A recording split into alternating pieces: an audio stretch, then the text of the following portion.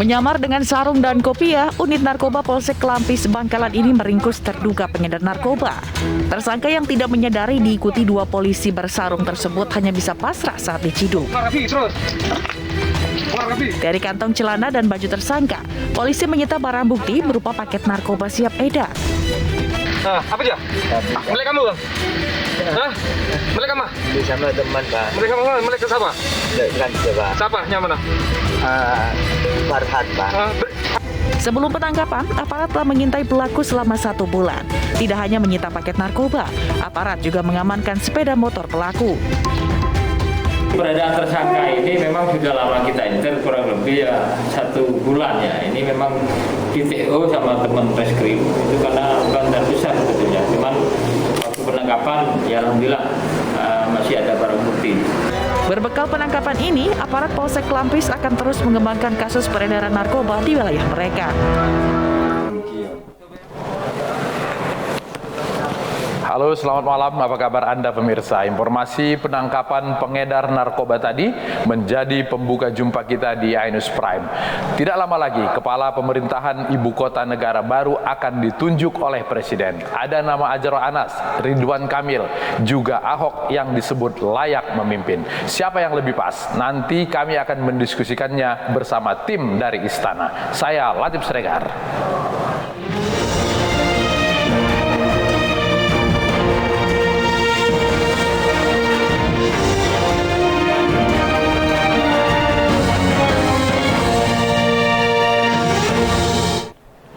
Kesal kampungnya selalu menjadi sasaran tawuran, mak-mak di Makassar memarahi polisi.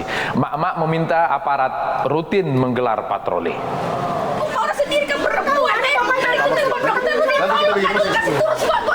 Luapan emosi emak-emak tak bisa lagi dibendung. Kepada petugas, mereka menumpahkan emosi setelah kampung mereka di Jalan Bunga Ejaya di Kecamatan Bontoala, Kota Makassar, Sulawesi Selatan selalu jadi lokasi tawuran. Warga emosi dengan memarahi petugas karena tidak ada petugas berjaga di kampung mereka untuk mencegah tawuran antar pemuda. Apalagi bila tawuran terjadi, warga ketakutan, khawatir jadi korban salah sasaran pelaku tawuran maupun salah sasaran dari gas air mata yang dilepaskan petugas. Tawuran antar pemuda kampung berulang kali terjadi. Mereka beraksi dengan botol minuman keras, panah, hingga petasan. Upaya damai berulang kali dilakukan, namun tawuran tetap kembali terjadi. Menyerah, makanya warga juga tidak terima karena kami lagi berduka. Ini kenapa tadi? Tadi melempar dari siang melempar. Tidak ada yang respon. Apa dia lempar itu, Bu? Batu, dorong 5. Sudah didamaikan, namun seperti hari sebelumnya bahwa didamaikan tapi supaya tidak mampu. Setelah itu berbalik lagi. Pemicunya kalau boleh tahu apa yang sampai terlibat tawuran? Kalau pemicunya tidak jelas karena setelah tawuran ini warga kampung saling berinteraksi lagi. Buntut tawuran, mama yang rumahnya rusak terdampak tawuran mendatangi Mapolsek Bontoala membuat laporan. Harga minyak goreng yang tinggi di pasar tradisional membuat ibu-ibu di sejumlah daerah menyerbu pasar murah. Warga diimbau tidak panik dan tidak menimbun minyak goreng.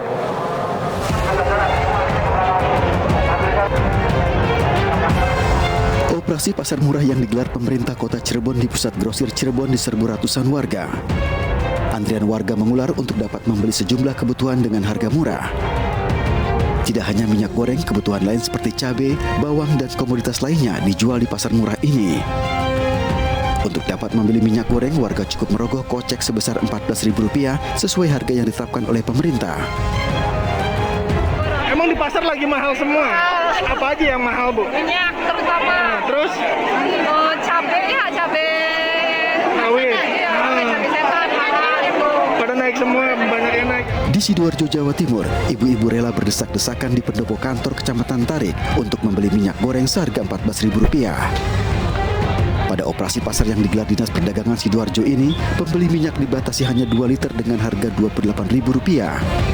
Dinas Perdagangan menyediakan 1.000 liter minyak untuk dijual di pasar murah. Emang murah di sini, Bu? Iya.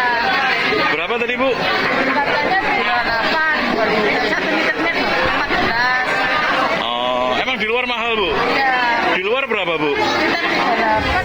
Operasi pasar murah masih akan digelar di sejumlah lokasi di Sidoarjo hingga harga minyak di pasaran kembali normal. Sempat sesumbar akan melawan meski kritikannya terhadap bahasa Sunda diprotes, Arteria Dahlan akhirnya minta maaf. Anggota DPR dari PDI Perjuangan itu mengalah setelah ditegur partainya. Intinya saya mohon maaf dan kemudian pernyataan atau pertanyaan yang mungkin membuat gaduh ini murni dari saya pribadi selaku anggota DPR RI dalam menjalankan tugas-tugas pengawasan, tidak ada kaitan dengan apa fraksi atau dengan partai kami. Dan pastinya tidak ada bermaksud untuk rasis atau merendahkan bahasa atau suku Sunda. Permintaan maaf akhirnya meluncur dari politikus PDI Perjuangan Arteria Dahlan. Sempat sesumbar dengan kritikan yang dirinya lancarkan terhadap Kajati, Arteria kini mengaku salah. Sebelumnya Arteria keberatan dengan aksi Kepala Kejaksaan Tinggi yang menggunakan bahasa Sunda saat rapat. Menurut Arteria, tindakan tersebut dapat menimbulkan kekhawatiran. Setelah menuai kecaman dari berbagai kalangan, kini politikus PDI Perjuangan tersebut siap menanggung sanksi dari partai tempatnya bernaung.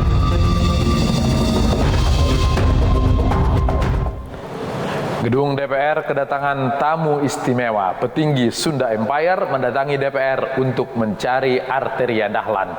Kedatangan Lot Rangga berkenaan dengan pernyataan Arteria yang dinilai meresahkan. Sebagaimana diketahui bahwa ada satu oknum ya DPR dalam artian Pak Arteria Dahlan ya, dalam konteks persoalannya mengangkat pada proses melarang berkaitan dengan bahasa daerah digunakan untuk komunikasi. Ini halnya berarti melanggar satu Bhinneka Tunggal Ika. Artinya bahwa dia melanggar tata sila ketiga Persatuan Indonesia. Untuk itu Lot datang untuk menggelabrak dia. Kaitannya persoalannya sebagai wakil rakyat, tentunya Lot akan mengingatkan bukan hanya dia wakil rakyat Pak Arteria tadi, tapi juga wakil-wakil yang lain. Sebaiknya menyampaikan pada proses keberadaannya dengan sopan santun. Kalian itu adalah hanya pembantu, pelayan rakyat. Mestinya melakukan satu konstitusi apapun untuk menyampaikan hal perlakuan atau ucapan, tindakan dalam melayani rakyat sebaiknya dengan sopan santun. Karena budaya kita budaya tinggi. Apalagi sekarang nyerang-nyerang berkaitan dengan Sunda Empire. Ya, ada apa kamu? Oke. Kita ke berita lain, terdakwa pemerkosa 13 santriwati Heri Wirawan memohon keringanan hukuman dan menyampaikan penyesalan. Permintaan keringanan disampaikan setelah sebelumnya jaksa menuntut Heri hukuman mati.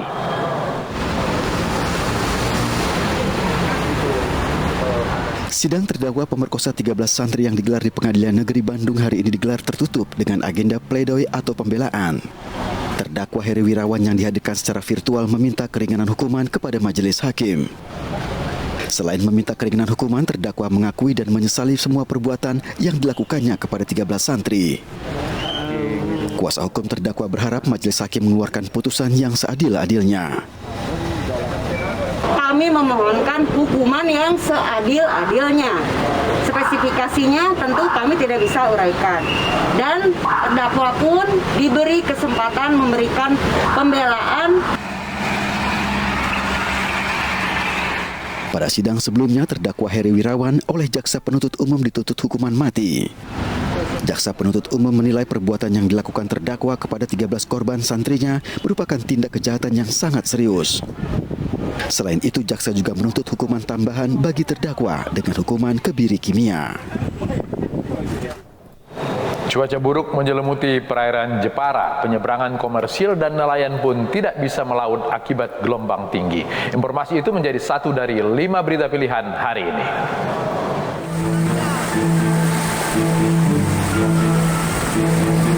Inilah detik-detik saat banjir bandang menerjang kawasan wisata di Lampung Utara, Lampung. Akibat terjangan banjir bandang ini, sejumlah gazebo rusak. Banjir bandang ini terjadi setelah hujan deras melanda Lampung Utara sejak kemarin. Air sungai Wai Arum meluap dan menerjang kawasan wisata di bantaran kali. Beruntung pada saat kejadian tidak ada pengunjung yang datang hingga tidak menimbulkan korban jiwa.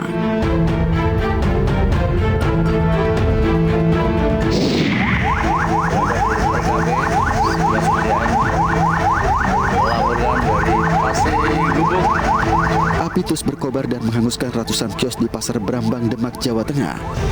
Petugas yang tiba langsung berjibaku dan mencari titik api. 6 unit damkar dikerahkan dan baru bisa menguasai api setelah 5 jam pemadaman. Diduga kebakaran terjadi akibat korsleting dari salah satu kios. Usai pendinginan, pedagang berupaya mengais sejumlah barang yang masih tersisa dari kios mereka. Kerugian akibat kebakaran ini diprediksi mencapai 2 miliar rupiah.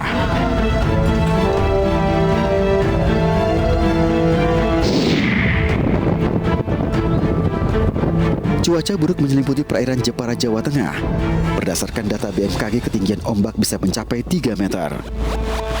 Akibat cuaca yang tidak mendukung, sejumlah penyeberangan dihentikan sementara. Tidak hanya penyeberangan, nelayan pun terpaksa tidak bisa melaut. Cuaca buruk di perairan Jepara diperkirakan masih berlangsung hingga beberapa hari ke depan. Pihak otoritas mengimbau seluruh aktivitas pelayaran untuk sementara dihentikan.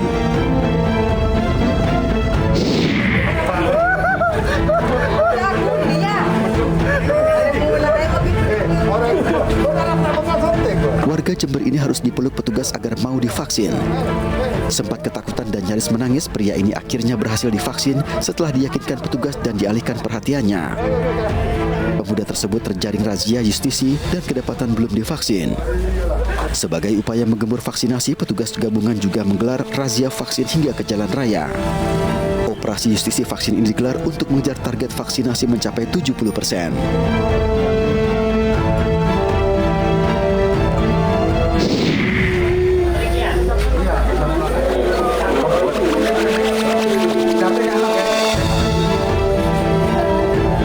Suasana haru menyelimuti proses pemakaman korban perampokan sadis di Jember, Jawa Timur. Ibu korban hanya bisa pasrah melihat peti jenazah anaknya dibawa untuk dikebumikan. Korban tewas adalah salah satu penghuni rumah yang disatroni pelaku. Warga Jalan Wijaya Kusuma, Jember digemparkan dengan aksi nekat perampok di siang hari. Perampok sadis yang sempat menyekap dan melukai penghuni rumah pun akhirnya berhasil diringkus dan menjadi bulan-bulanan kekesalan warga. Siapa gerangan sosok kepala daerah dengan bekal arsitek yang akan dipilih memimpin ibu kota negara baru? Ainus Prime akan membahasnya sesaat lagi.